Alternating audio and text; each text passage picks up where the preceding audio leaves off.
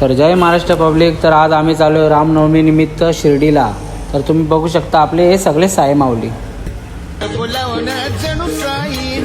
Finally guys आता आम्ही कोलकेवाडी फाट्यावर पोचलोय.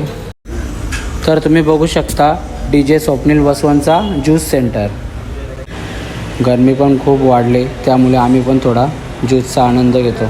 इथे मित्रांनो पायनॅपल, ब्लूबेरी, मँगो असे भरपूर प्रकारचे फ्लेवरचे ज्यूस मिळतील. फायनली आता आमचा ज्यूस रेडी झाला आहे. तर चला आम्ही पण पिऊन घेतो. मस्त असा ज्यूस बनवला आहे, एक नंबर चव आहे. तर तुम्ही पण नक्की आपल्या भावाच्या दुकानावर. फायनली आम्ही निघालो समृद्धी महामार्गावरून पुढच्या प्रवासाला. थोड्याच उशिरात मित्रांनो समृद्धी महामार्गावर असणारा 8 किलोमीटर लांबीचा बोगदा तुम्हाला बघायला मिळेल. तर फायनली 8 किलो लांबीचा आपला बोगदा आलेला आहे. तर तुम्ही बघू शकता हा बोगदा.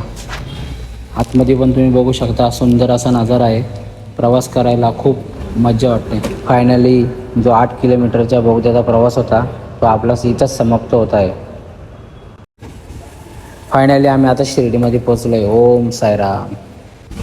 रामनवमी असल्यामुळे मित्रांनो शिर्डीला खूप गर्दी आहे. तर आम्ही पहिले जेवण करून घेतो. तर आम्ही आलो आता साईनाथांच्या संस्थानामध्ये. इथे साईनाथांचा प्रसाद खूप छान मिळतो. तर तुम्ही शिर्डीला येत असाल तर इथं नक्की भेट द्या. इथे आल्यावर लाईनशीर जेवण दिले जाते आणि त्यासोबत बाबांचे दर्शन पण होते.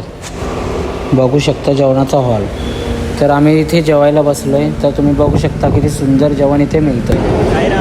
साईराम. भोजनालयाच्या बाहेर तुम्ही बघू शकता साईबाबांची किती छान मूर्ती आहे. ज्या क्षणाची वाट पाहत होतो तो क्षण आला आहे. तर आता फायनली बाबांचं दर्शन आपलं होणार आहे. साईराम. फायनली आपला साईबाबांचं दर्शन झालेलं आहे.